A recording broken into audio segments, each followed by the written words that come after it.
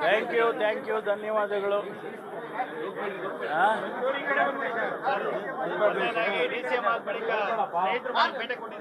ಹೌದು, ಈಗ ರಾಜಣ್ಣ ಅವ್ರದ್ದು ನಂದು ಎಷ್ಟು 50 ವರ್ಷದ ಮೇಲಿನ ಸ್ನೇಹ ಆಯ್ತಾ. ಮತ್ತು ಈ ಸಂದರ್ಭದಲ್ಲಿ ನಾವೆಲ್ಲ ಒಟ್ಟಿಗೆ ರಾಜಕಾರಣ ಮಾಡ್ತಕ್ಕಂಥದ್ದು ಮತ್ತು ಪಕ್ಷವನ್ನು ಸದೃಢ ಮಾಡಿ 2028ಕ್ಕೆ ಅಧಿಕಾರಕ್ಕೆ ತರೋದಕ್ಕೆ ಎಲ್ಲ ಪ್ರಯತ್ನಗಳನ್ನು ಮಾಡಬೇಕು ಅಂತಕ್ಕಂಥದ್ದು.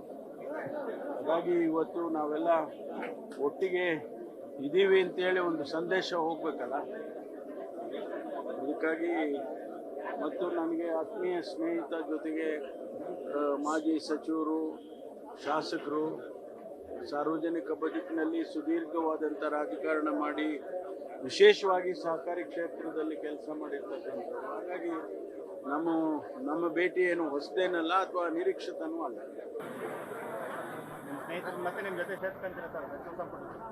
ಪ್ರಯತ್ನ ಮಾಡ್ತಾ ಇದ್ದೀನಿ.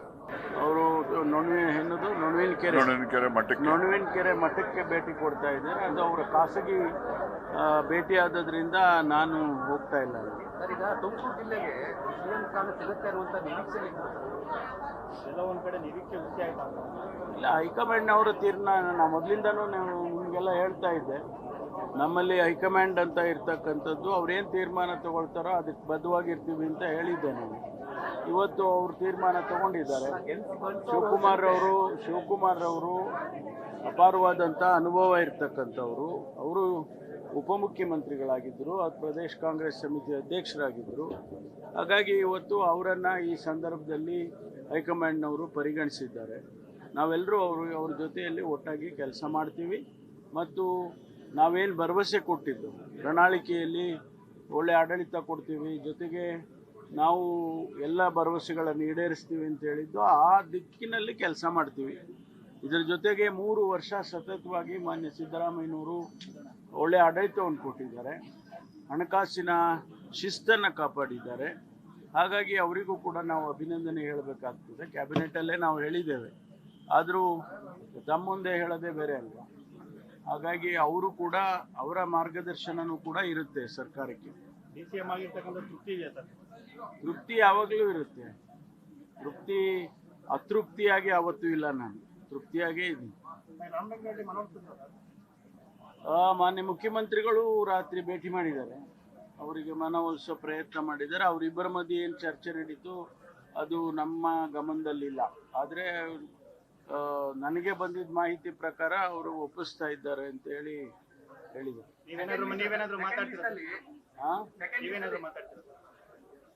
ಅಲ್ಲ, ನಾನು ಅವಶ್ಯಕತೆ ಬಿದ್ದರೆ ನಾನು ಮಾತಾಡ್ತೀನಿ. ಪ್ರಯತ್ನ ಮಾಡ್ತಾ ಇದ್ದೀವಿ. ತುಮಕೂರಿಗೆ ಇನ್ನೊಂದು ಸ್ಥಾನ ಕೊಡಿ. ಅದ್ ಮುಂದೆ ನೋಡೋಣ. ಈಗಿಂದ ಹೇಳ್ರಿ ಅಂದ್ರೆ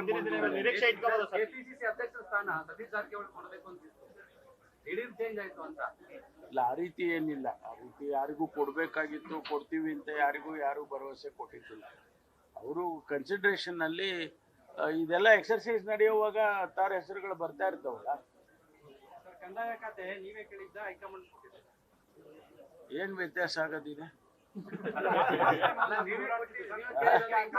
ನೋಡಿ. ಕಂದಾಯ ಇಲಾಖೆಯನ್ನ ಹೈಕಮಾಂಡ್ನವರು, ಮುಖ್ಯಮಂತ್ರಿಗಳು ಎಲ್ಲ ಸೇರಿ ಚರ್ಚೆ ಮಾಡಿ, ನಮ್ಮ AICC ಅಧ್ಯಕ್ಷರು ಸನ್ಮಾನ್ಯ ಖರ್ಗೆ ಅವರು ನಮ್ಮ ರಾಜ್ಯದವರಾದ್ರಿಂದ ಅವ್ರಿಗೆಲ್ಲ ಗೊತ್ತಿದೆ.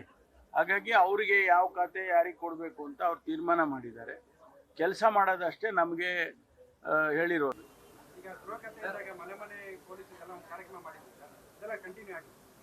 ಕಂಟಿನ್ಯೂ ಆಗುತ್ತೆ.